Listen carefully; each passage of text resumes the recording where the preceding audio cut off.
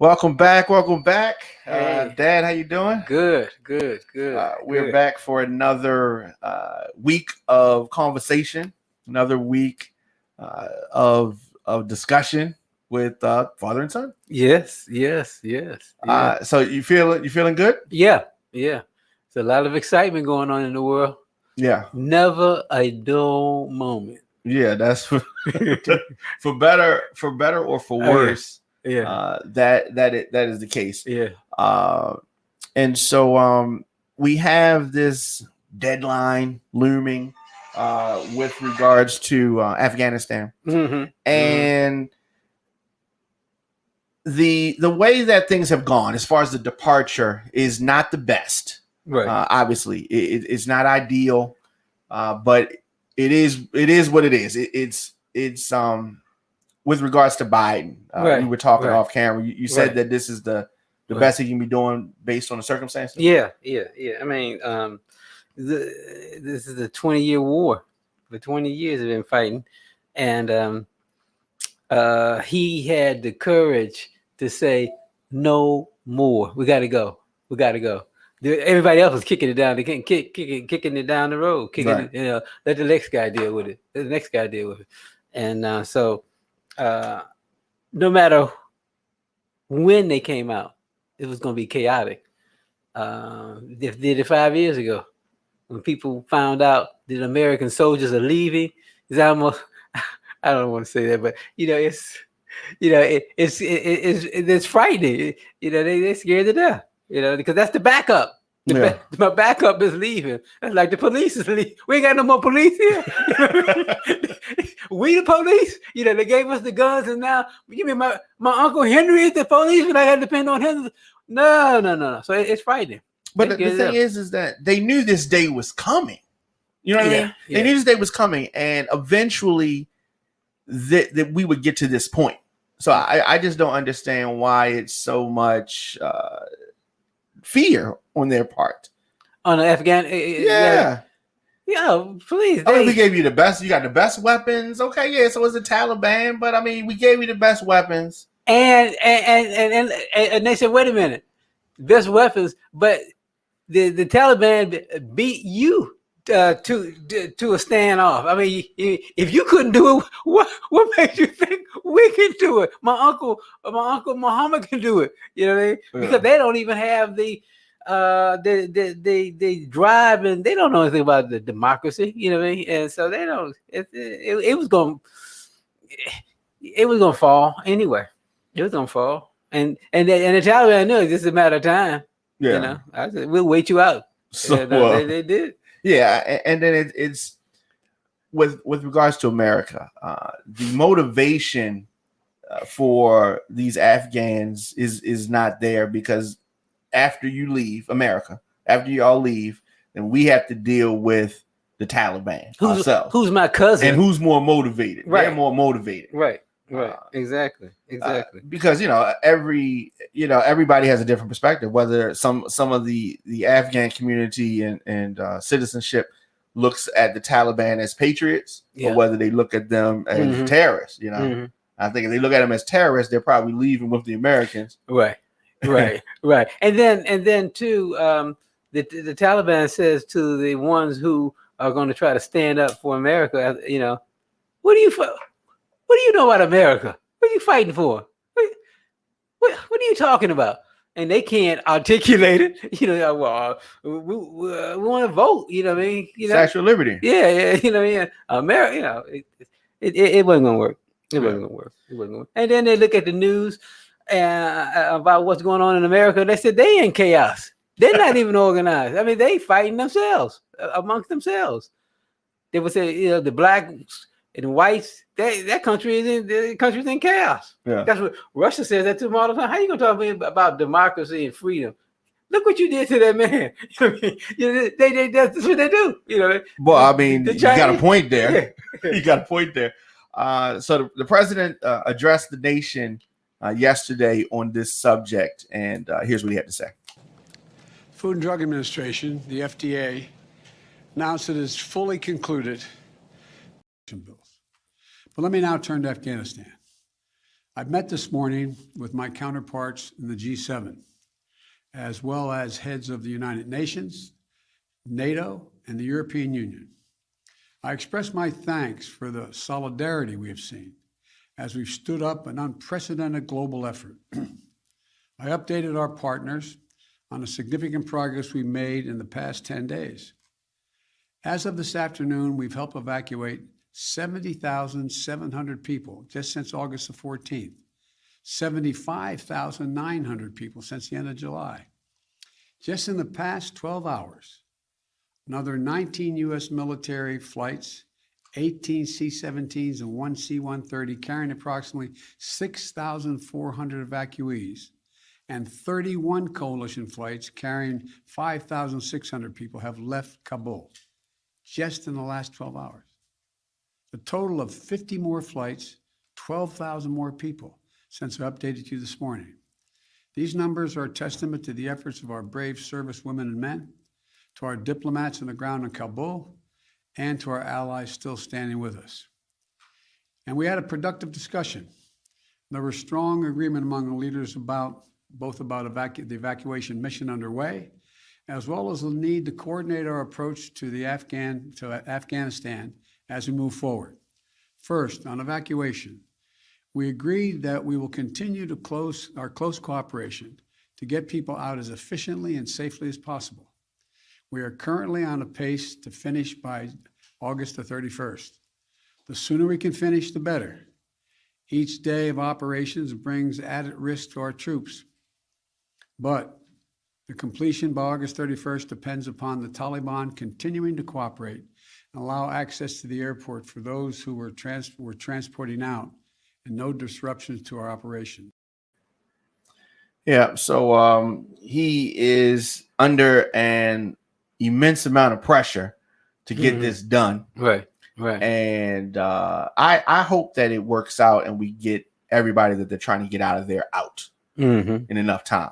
I'm not with the mindset of people that are saying leave a force, leave some soldiers behind or anything like that. I just think that we need to get out of that country and let it be what it's going to be. And if we have another situation where a country is harboring some people that did some things, then we deal with that. But we don't just need to stay here indefinitely. Right. I mean, because they went in there in the words of Rumsfeld, they went in there to get Al Qaeda, you know what I mean? Right. And so they supposedly got rid of Al Qaeda, and so the Taliban, it was their country anyway, right? And so go for it. The only problem that I see coming to the U.S. is that as far as the African American people, they look and then they see that when they get here, the refugees, or however you want to describe them, they're going to make it very easy for them, give them some money, and we were here for 400 years. We never got one nickel for our labor and our efforts and the torment that we went through. Right. And you keep seeing all these things happen for other people, and it creates problems. It naturally creates frustration, and it compounds the plight of our people, and it just angers people. Yeah, because it could easily have been addressed. Yeah, and it should have been addressed. But here again, kicking it down the road, kicking the can down the road, and continue to do that. Eventually, chickens come home to roost. Comes home to roost.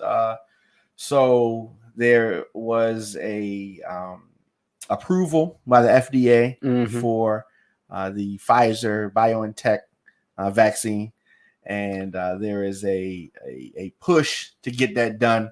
And surprisingly, one of the people trying to push it, if you want to say that, one of the people trying to push it, somebody who I would not expect to be pushing it, and that is former President Trump. Let's take a look at him. You know what? I believe totally in your freedoms. I do. You got to do what you have to do. But I recommend take the vaccines. I did it. It's good. Take the vaccines. But No, that's okay. That's all right. You got your freedoms, but I happen to take the vaccine. If it doesn't work, you'll be the first to know, okay? I'll call up Alabama and say, hey, you know what? But it is working. But you do have your freedoms. You have to maintain that. You have to maintain that. And you got to get your kids back to school. So that was former president, and he was in Alabama over the weekend at this rally. What are your thoughts on Yeah, that? well, hey, you know it's something when the Alabamans boo President Trump, and then Alex Jones called him what a dumbass. Yeah. Wow. So yeah.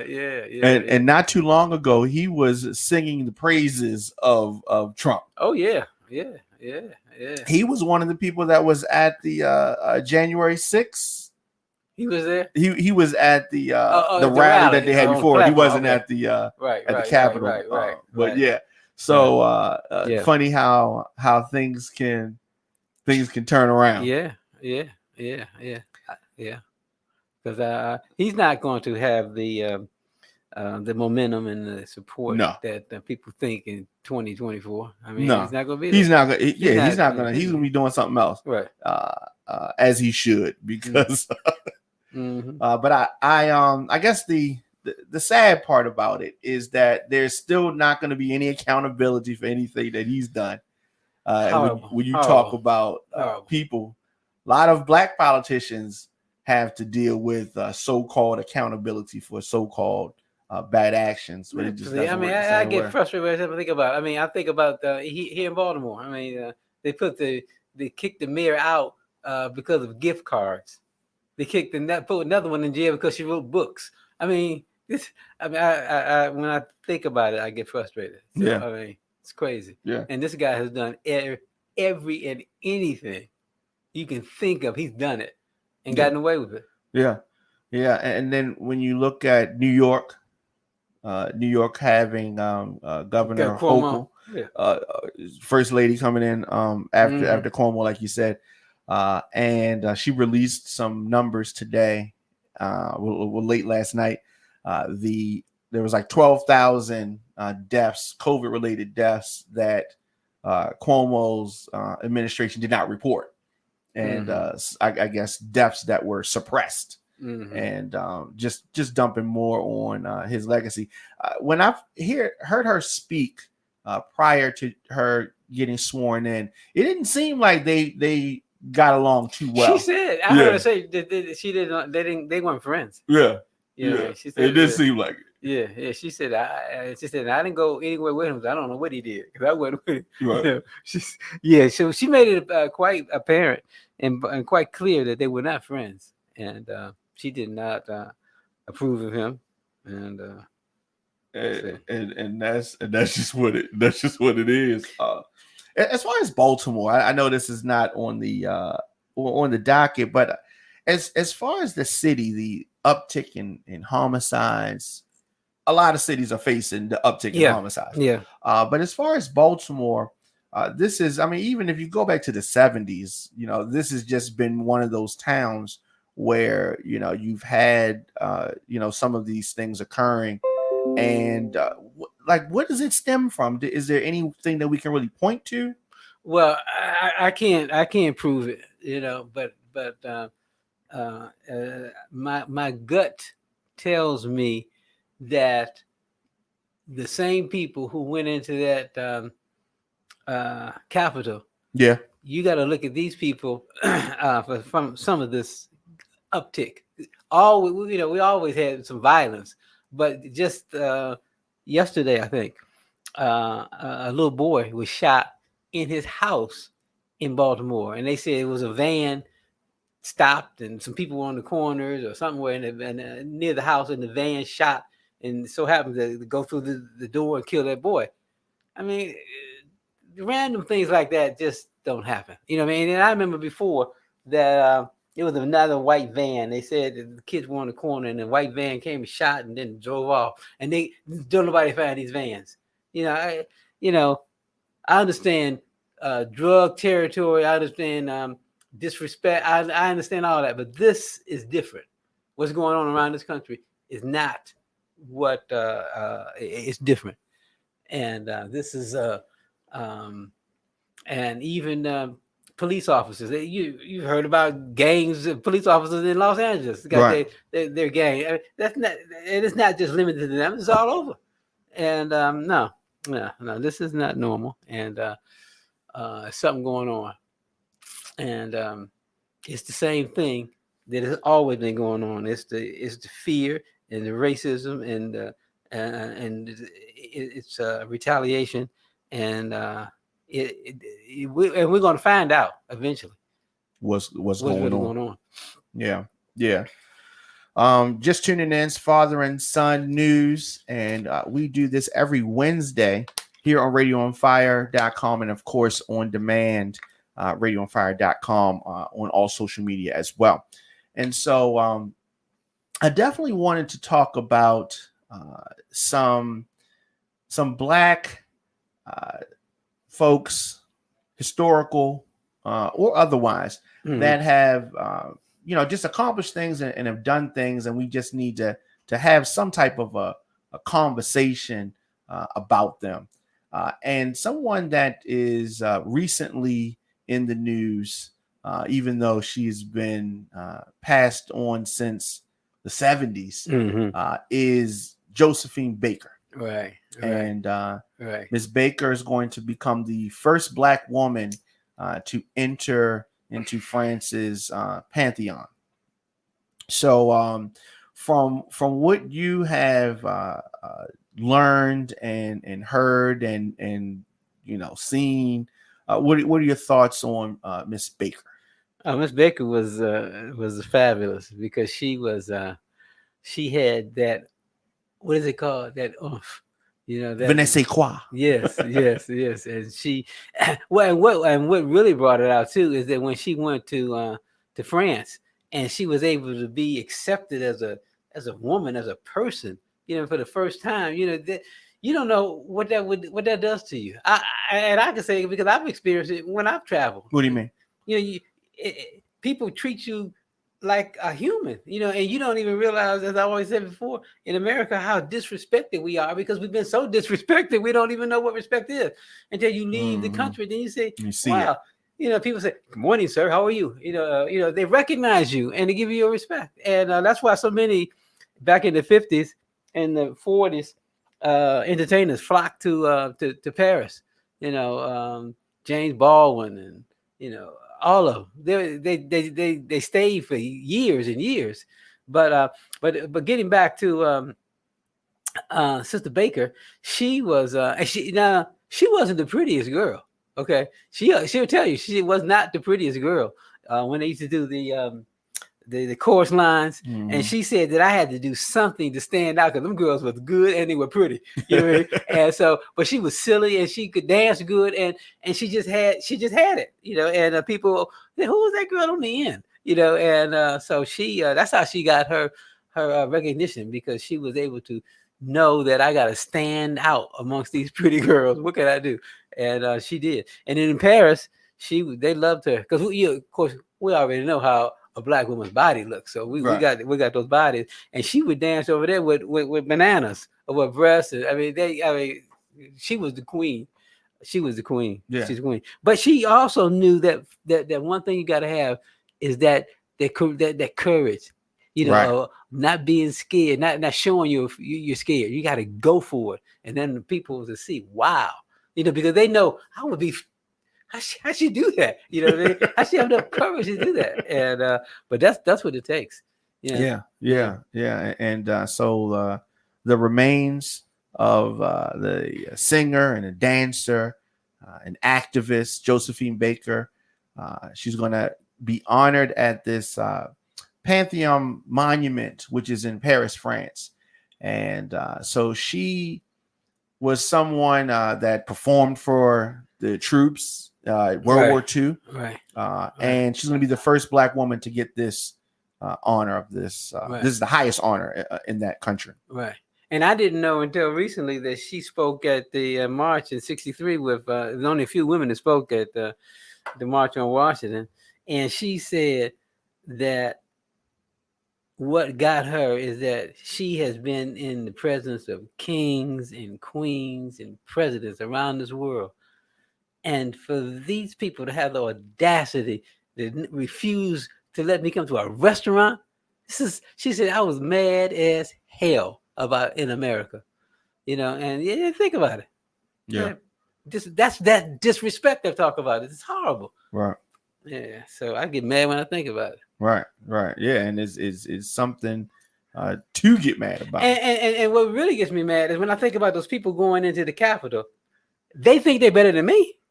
Okay. They think they're better than my son. Those people, please. No. All right. So that's. Yeah. No. And they're not. Absolutely not. Absolutely. So Miss Baker passed away in 1975. Yep. And buried in Monaco, dressed in a French military uniform. Yeah. With medals and all of that. Yeah. And then we can't forget that she adopted 12 kids of all nationalities, white, black, all nationalities. She raised them by herself. You know what I mean? She's phenomenal. Yeah. Phenomenal woman. We've had some. We're some great people. Absolutely. We have gone through what we've gone through. Absolutely. Without any backup or support. Absolutely. So I definitely wanted us to take a moment to talk about the late great Josephine Baker. And before we go, people always ask me about what you do, how you stay so healthy, how do you look the way you look? A guy in his 60s like yourself, you're in the 60s, 50s. 70s. Yeah. But you know what? I told my kids when I was maybe 30s and 40s that I said when I get to 70s and 80s, your friends are gonna say, how old is your father? But no, I looked at life like this, that just as people prepare for their retirement package at work for their 401k, and saving money and preparing for retirement, I think we got to do the same thing as far as your health. You got to, prepare for. Everybody's seen their grandfather, great uncle when they get older and they can't move as well. But if you jump on it and start to prepare early and to continue to build muscle, you can slow down the effects of the aging process. And I found that out in Africa and in China. Little techniques that I learned 35, 40 years ago in both of those countries and both of those continents. And they were teaching the same thing and they were thousands of miles apart. So it was natural. So little things. And so, yeah. So they need to go to DSBabyboomers.com, DSBabyboomers.com, and see what I'm doing. Absolutely. Yeah. They can see your videos and your words of wisdom and the encouragement that you give and motivation, not just to baby boomers, but all ages. And you kept telling me, since I'm a baby boomer, I just started talking to the baby boomers, and my son said, "Dad, all of us need to hear what we all need." Absolutely. Yeah. I saw an interesting comment from a viewer of you. Trump in prison, the best is yet to come. I don't know if that's gonna happen. It would be interesting to see, but I don't know if it's gonna work out just like that. Yeah, I'm gonna go on record and say I don't think so. Yeah, and if it did, his people they'll storm that prison. And they'll storm the prison and get him out.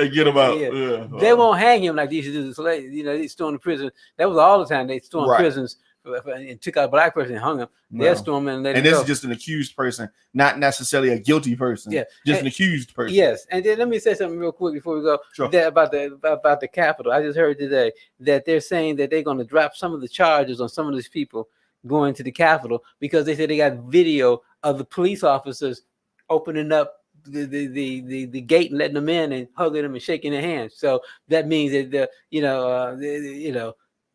to me, they all need to be arrested. The policemen too. You know what I mean? So they're thinking that they should be set free because the police let them come in.